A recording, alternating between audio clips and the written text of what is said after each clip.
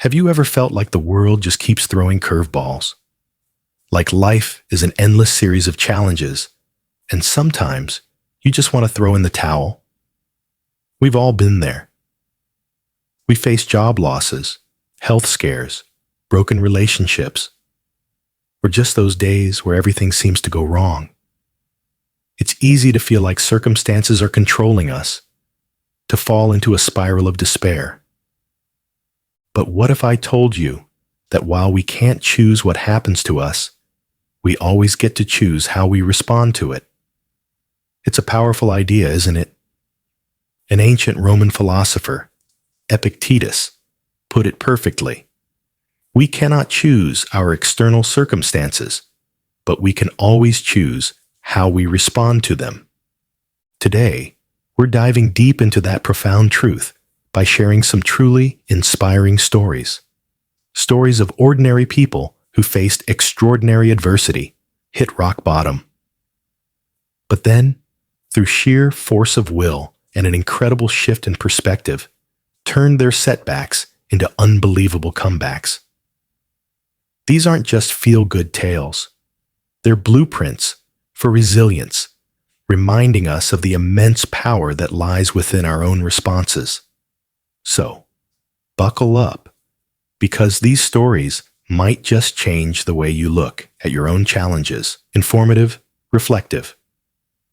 Before we dive into the personal journeys, let's briefly unpack Epictetus's wisdom. He wasn't saying life wouldn't be hard. He was saying that true freedom, true power, comes from recognizing what's within our control and what isn't. We can't control the weather, the economy, or often the actions of others. But we can control our attitudes, our efforts, our choices, and crucially, our response. Think about it. Two people can face the exact same tragedy, a business failure, a serious illness, and react in completely different ways. One might descend into bitterness and despair, feeling like a victim.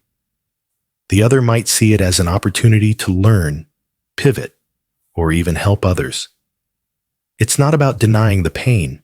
It's about refusing to let the pain define your future. Now, let's look at how this plays out in real lives.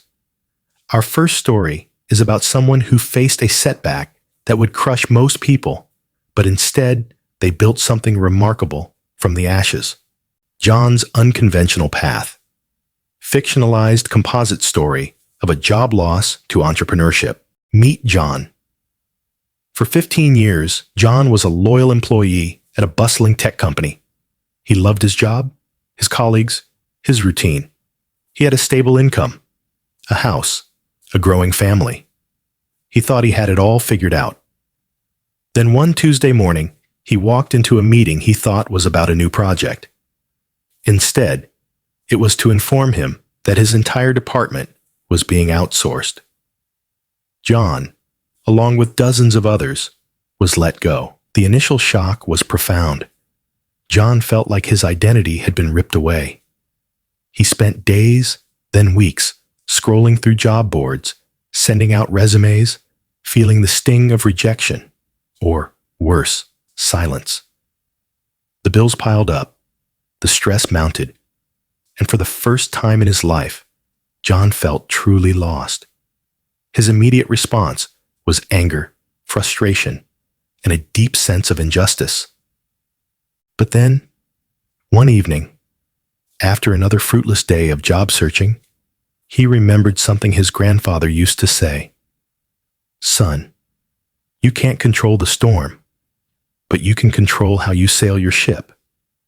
It was a simple saying, but it sparked something in John. He realized he was trying to sail the same old ship in a brand new ocean. Instead of just looking for another job, he started looking at himself. What were his unique skills? What problems did he truly enjoy solving? He'd always had a knack for simplifying complex software for non-technical people. He loved teaching, and he'd always dreamed of being his own boss. But the fear of losing stability had held him back. The next morning, John woke up with a different kind of energy. He decided he wouldn't just respond to his job loss by searching for a new one. He'd respond by creating something. He took a small online course in web development, leveraging his severance pay. He started a tiny online business, creating simple, user-friendly software tutorials for small business owners who felt overwhelmed by technology. It wasn't easy. There were late nights, moments of doubt, and months of barely breaking even. But John's response had shifted. He wasn't a victim of outsourcing. He was a pioneer of his own destiny. He embraced the challenge.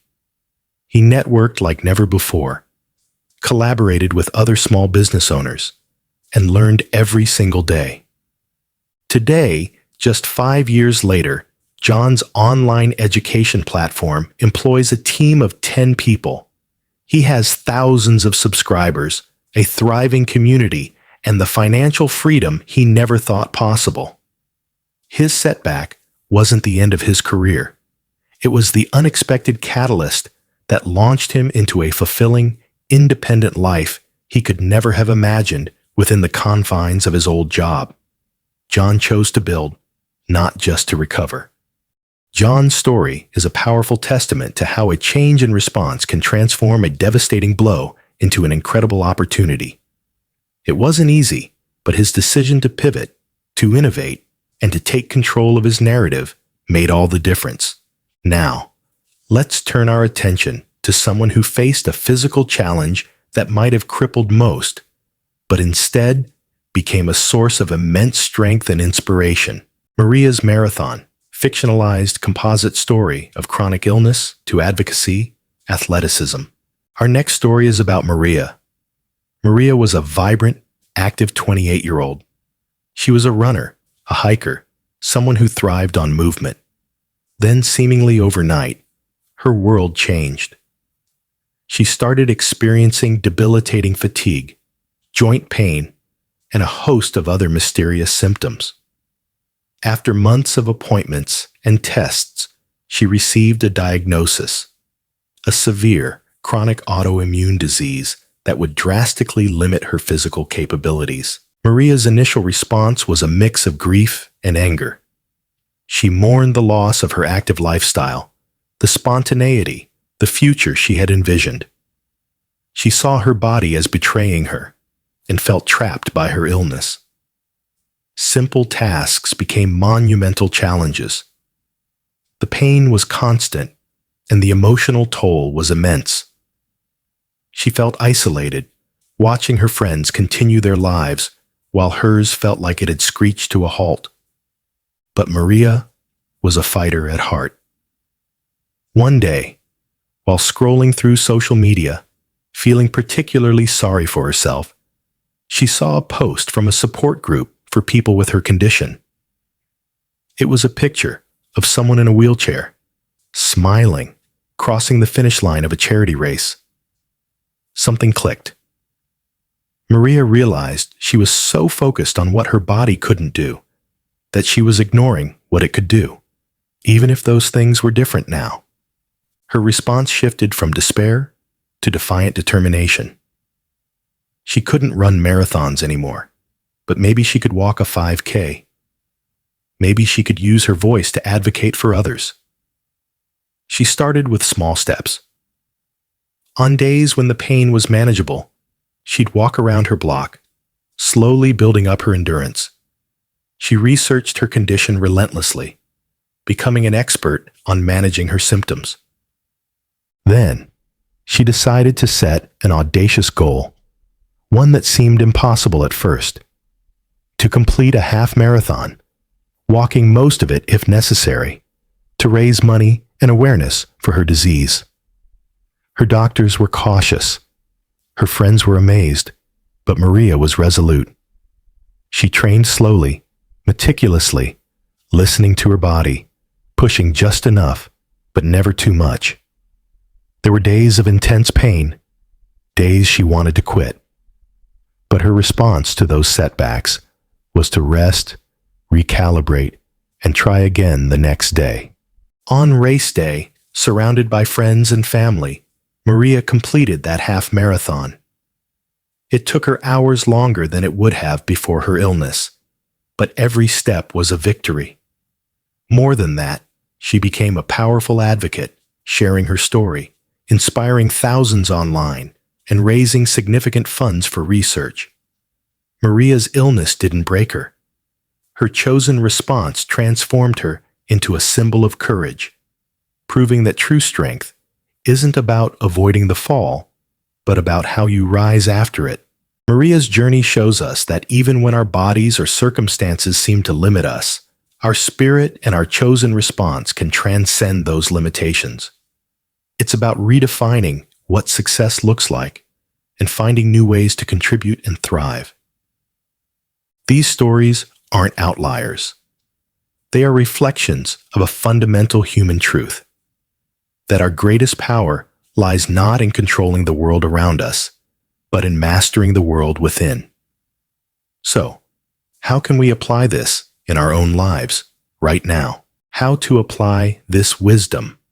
Actionable steps. You might be thinking, that's great for them, but my situation is different. And you're right. Every challenge is unique. But the principle of choosing your response is universal. Here are 3 actionable steps you can take, starting today, to cultivate this powerful mindset. Practice the pause. When a challenging situation arises, don't react immediately. Take a deep breath. Count to 5. Create a small gap between the event and your response. This tiny pause gives you crucial seconds to choose, rather than simply reacting out of emotion. Ask yourself, is this within my control? If not, how can I accept it and move forward constructively? Reframe your narrative. We often tell ourselves stories about our circumstances. I'm a victim. This is impossible. It's not fair. Challenge these narratives. Can you reframe the setback as a learning opportunity? A chance to build resilience? A catalyst for change? Instead of, I lost my job, try, this is an unexpected opportunity to explore a new path. It's not about denying reality, but about finding a more empowering perspective. Focus on your sphere of influence. Make a list of things bothering you right now. Now, draw a circle around the things you can directly influence or change. Delegate the rest to the outside the circle category. Devote your energy and attention only to what's inside the circle. This simple act reduces anxiety and focuses your efforts where they can actually make a difference. Let go of what you can't control. Pour your energy into what you can. These aren't easy fixes, but they are powerful practices. They require consistent effort, self-awareness, and a commitment to personal growth. But as John and Maria show us, the rewards are immeasurable. Host. Inspiring. Concluding with a call to action. Life will always throw challenges our way. That's a given. But the true measure of our strength, our character, and ultimately our happiness lies not in avoiding those challenges, but in how we choose to meet them.